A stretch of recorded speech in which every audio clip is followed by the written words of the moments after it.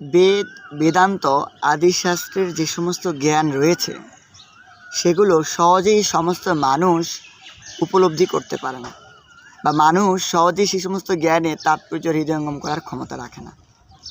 এটা অনেকটা ছোট শিশু যে প্রথম শ্রেণী কিংবা দ্বিতীয় শ্রেণীতে পড়ছে তার মতন। প্রথম শ্রেণীতে পড়া শিশু সাধারণত সে স্বাভাবিক নিয়মগুলো জানে বা স্বাভাবিক অঙ্কগুলো জানে, যেমন 1-এর সাথে 1 যুক্ত করলে 2 হয়, 1-এর থেকে 1 বিয়োগ করলে 0 হয়। কিন্তু এই অঙ্কটাই আবার যখন কেউ ক্লাস 9-এ উঠে, সে যখন উচ্চতর গণিত করে বা সে যখন বীজগণিত করে, তখন সে জানে যে 1-এর সাথে 1 যোগ করলে 2 হয়, কিন্তু আবার 1-এর থেকে 1 বিয়োগ করলে, অর্থাৎ যোগ 1 থেকে একটা 1 বিয়োগ গেলে -1 বা -1 থাকে, বিয়োগ 1 থাকে। তো এটা হচ্ছে শিক্ষার তারতম্য। ঠিক তেমনি বেদান্ত আদি শাস্ত্র সহজেই সকলে বোধগম্য করতে পারে না। প্রাথমিক স্তরে মানুষকে যথাযথ শ্রদ্ধা অর্জন করা এবং নিজেকে একজন ব্রাহ্মণের গুণসম্পন্ন যুক্তভাবে নিজেকে উন্নত করা, নিজের চেতনাকে উন্নত করা, সেই রকম উপলব্ধি স্তরে গিয়ে বেদাদি শাস্ত্র সহজেই বুঝতে পারে। এই জন্য কোনো শাস্ত্রে বলা আছে যে স্ত্রী শূদ্র দ্বিজবন্ধনাম ত্রয়ীণ শ্রুতি গোচরা।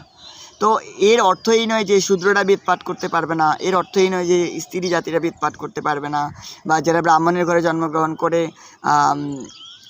ব্রাহ্মণোচিত গুণাবলী অর্জন করেনি, যাদেরকে দ্বিজবন্ধু বলা হয়, তারা বেদ পাঠ করতে না।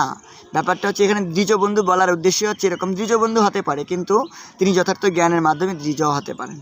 একজন স্ত্রী মানুষ তিনি যদি তাকে উন্নত করতে পারেন, তিনি তার আধ্যাত্মিক চেতনায় উন্নত স্তরে উপলব্ধি করতে পারেন, তিনিও বেদ অধ্যয়ন করতে পারবেন।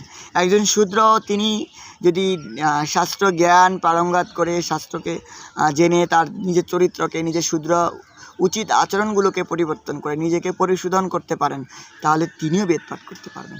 তো সেই জন্য বেদ আদি শাস্ত্র যাতে মানুষ সহজেই বুঝতে পারে, তার জন্য পুরাণ আদি শাস্ত্র রয়েছে।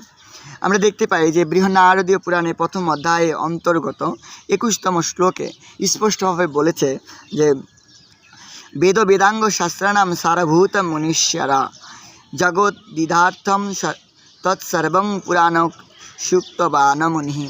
অর্থাৎ বেদ বেদাঙ্গ শাস্ত্রে যাহা সার, জগতের হিতের জন্য পুরাণ শাস্ত্রে বেদব্যাস তৎসমস্তই বলিয়াছে। আমরা বুঝতে পারলাম যে বেদ এবং বেদান্ত শাস্ত্রের সার বস্তুটাই হচ্ছে পুরাণ শাস্ত্র।